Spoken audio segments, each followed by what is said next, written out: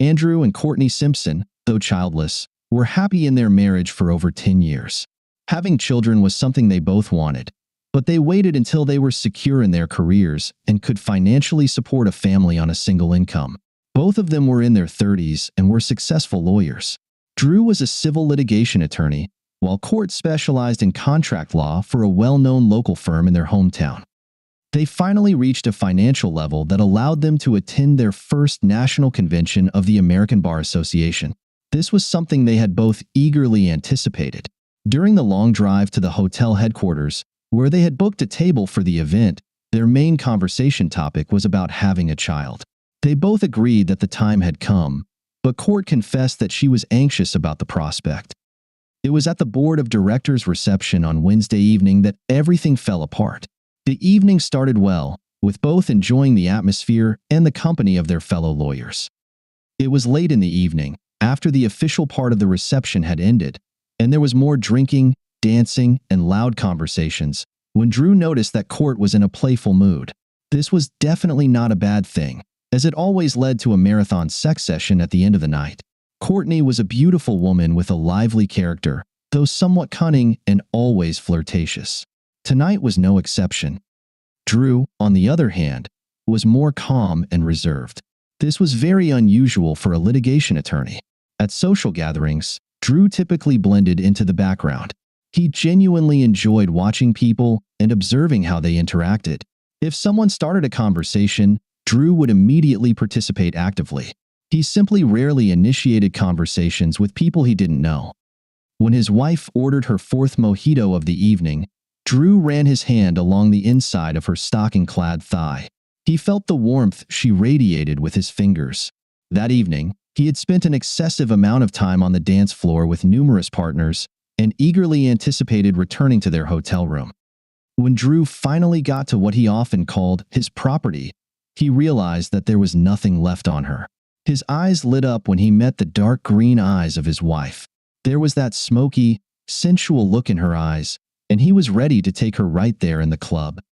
She leaned forward, revealing a large part of her thigh and her ample chest.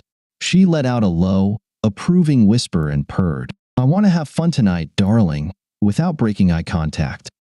"I can see that. I feel it too, baby. Let's go to the room. Look around, darling. We've never been to this city before. Do you see anyone familiar?" Drew reflexively looked around. "No, I don't think so. Why?" "I want to have fun tonight," she said, with an unmistakable emphasis on I. He was stunned. He undoubtedly understood what she was implying. But, although deeply shocked and gravely hurt, as an experienced trial lawyer, he instinctively knew not to reveal his true emotions. Drew couldn't imagine where this was coming from. The only potential warning sign he could point to was his wife's reluctance to have a child. Yet she had just agreed to do exactly that. "I understand, but what about our relationship?" She ignored his question. Though not a trial lawyer, she knew how to interrogate witnesses and understood the importance of not letting the opponent distract her. She sighed and held his hand firmly. "Have I been a good wife? In the 15 years we've been together, have you ever had even the slightest doubt about my love and complete devotion to you? Since we became exclusive in our first year, name one time, one instance, just one. I know I flirt, but have you ever doubted me when you saw me doing it?" One might think she had just made the simplest rookie mistake a lawyer could make, asking a question to which she didn't know the answer. But, in truth, there was no mistake, because she already knew the answer. "No, there weren't. I never had any doubts about your commitment to our relationship until 30 seconds ago. Why now?" He resigned himself to the inevitable. It was surprising how quiet she seemed in the middle of a nightclub with flashing lights, loud music pounding through their chests, and a DJ surrounded by over 200 cheerful lawyers. Amidst all this, they spoke in normal voices but didn't miss a single word from each other. "I told you I'm ready to have a baby. I just want this weekend for myself. I deserve it. And on Monday, I'll throw away my birth control pills for our future."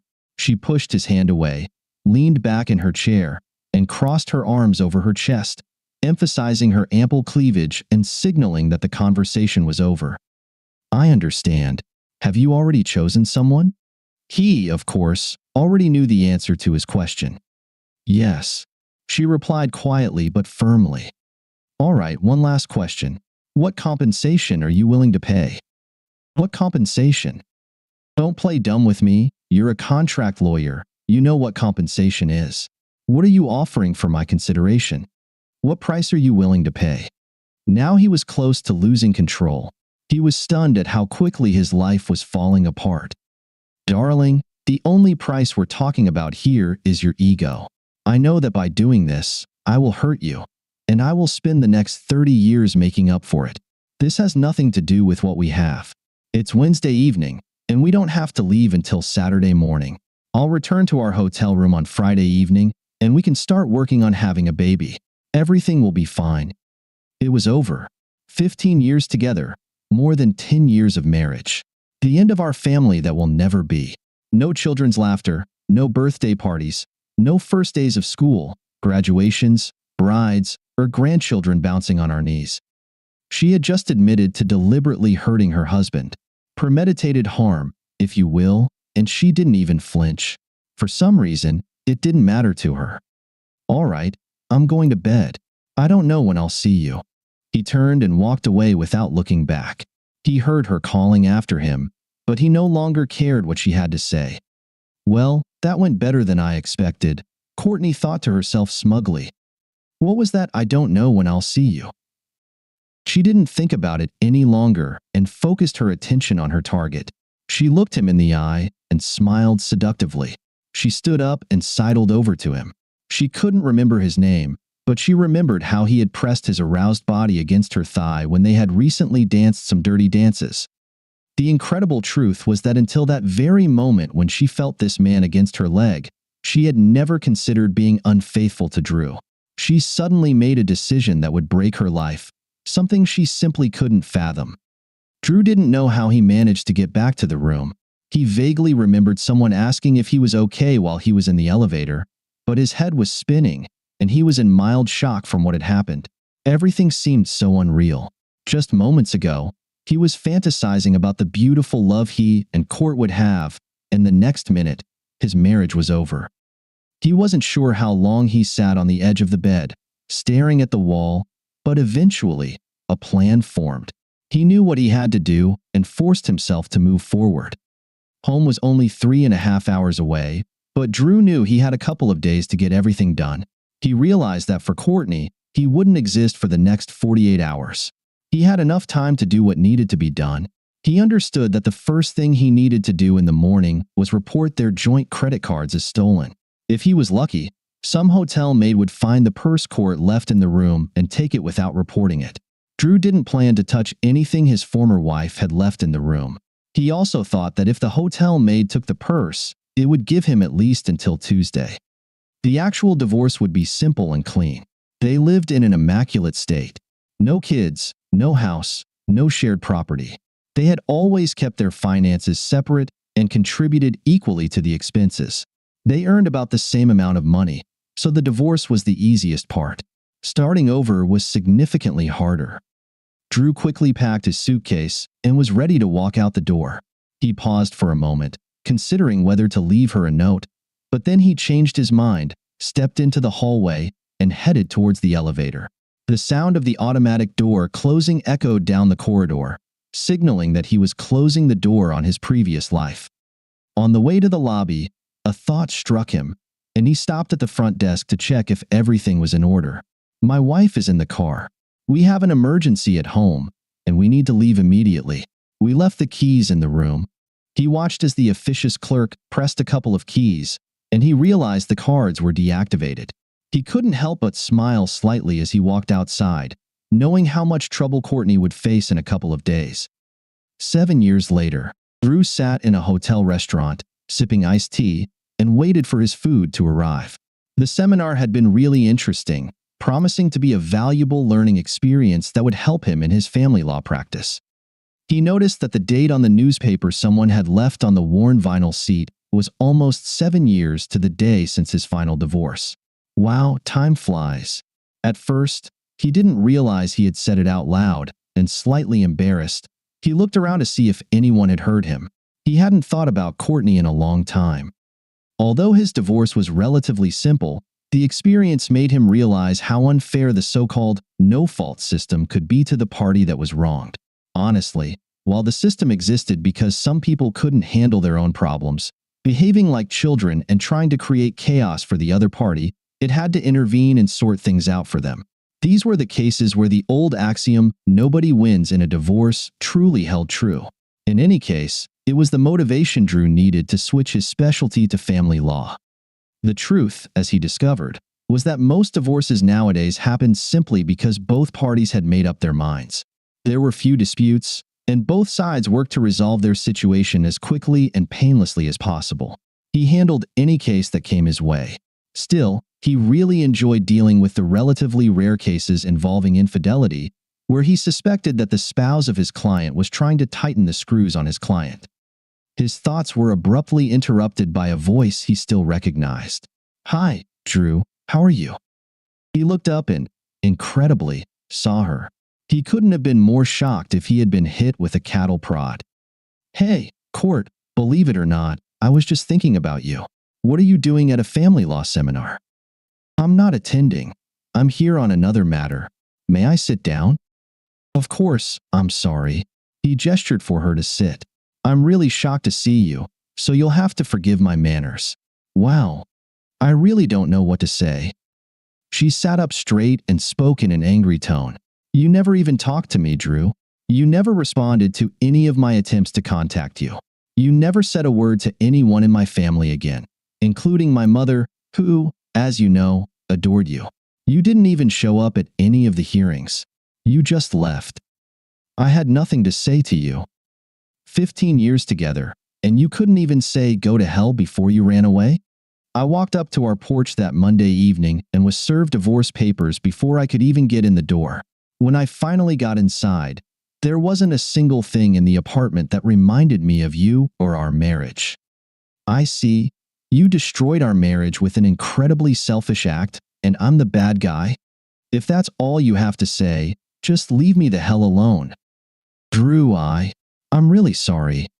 Just get out of here, Court, right now." He was flushed with rage. Most of the restaurant was now staring at them.